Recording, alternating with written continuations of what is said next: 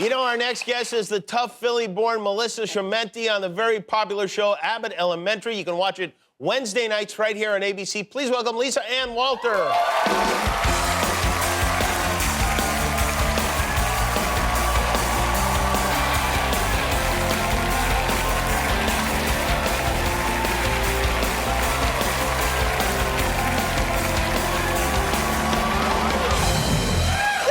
Fantastic. Well, thank you for coming. It's great to have you here. It took 3.5 hours to do this. I'm sure you hear this from people of Italian descent like I am, but your character, you're very realistic on the show. Thank you. One of the most realistic Italian-American women I think I've ever seen on television. Thank you. Thank you.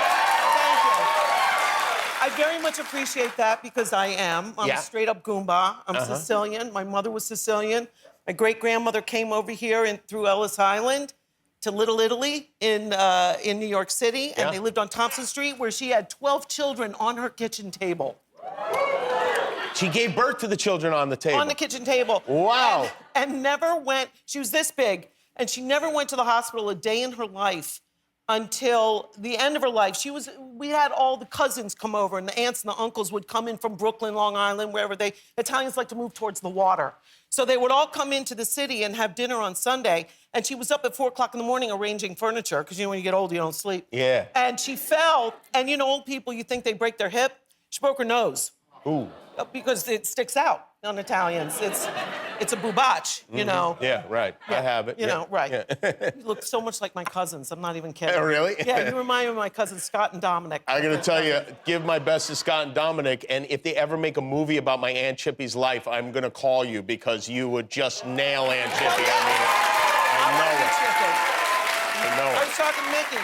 But sorry, I derailed you. No, but anyway, so she was straight up Sicilian. She never spoke English. She went to the hospital at the end of her life when she broke her nose, and she was there a short time, and she died. And my crazy conspiracy theorist Sicilian family was like, they killed her in the hospital. They killed her. Yeah, my family thought they killed my grandmother in the hospital, too. Yeah, they don't trust anybody. Your grandmother died of a broken nose? I don't know. They gave her some kind of germ she never had before. Wow. They're nuts. They're crazy. Kitchen table, were people eating while the babies were coming? I mean, that's a lot. Well, I'm hoping not. Yeah. I'm hoping not. Probably had a gravy on the stove, right? 100% she did. This woman cooked. You have to understand, in Italian families, unless you live like in the city in a tenement building, which it was until they moved to like Staten Island, where the kitchen is in the basement, and they cook all day long, and then they sit down. The men never get up. The women serve the entire. Am I right? Or am I wrong? You're Still totally to this day, right. They serve everybody, and then finally they sit down and they go to eat dinner, and then now in American families, everybody gets up and leaves. They go to watch the game or they leave. In my house, we stayed and we ate until it was time to eat again. We stayed at the table, and then we had nuts, and we had cheese, and we had fruit, and then the cannoli and the cakes came out, and then you had another round of ziti. I mean, it was nuts. And then the coffee cake, right? Right, the coffee, the Entenmann's. So when I first lost weight, because I was a fat kid, and I know, hard to believe. So I went up to visit in New York, and I went to her house, and I had the first course was escarole soup, and I was full. I said, no, Grandma, I'm full. I can't have the roast beef and the spaghetti and the 4 other courses. And she starts crying, and they were like, Grandma, why are you crying? And in Sicilian, she said, she's dying of the consumption. Yeah, the consumption was something people used to die of back then. In 1926, they died of the consumption. I'm like, no, I'm just normal. Did you have it with that yellow hard bread, the escarole, at Pizza Again or whatever it was? Pizza Again, oh my God, you brought up Pizza Again? It's got to come to my house for Easter. That's what you make. Do you make the food and everything at your house? Everything at my house. Yeah. Everything.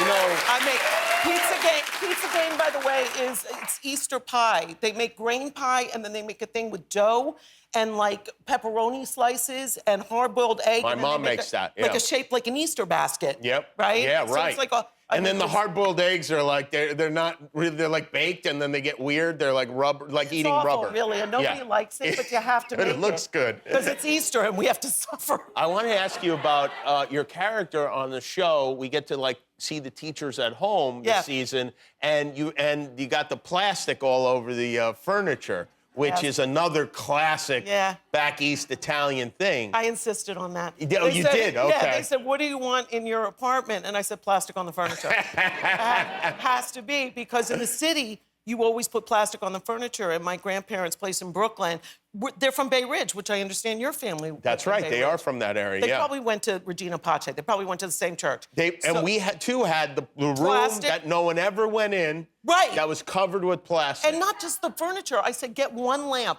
that's got plastic on the lamp, the good lamp, so the soot doesn't ruin it. The lampshade with the plastic. Yeah, that's what they would say. The soot will ruin it.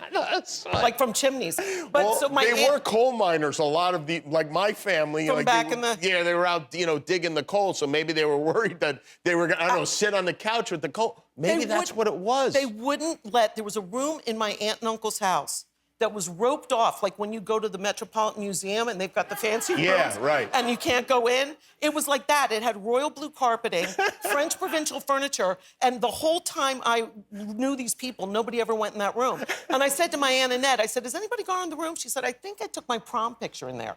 Really? That was it. Yeah. That is crazy. Yeah, that is just fantastic. But it makes me feel really good because the people in Philly, like, say, oh, you remind me, and when I do the character, she talks like this. She's Philly.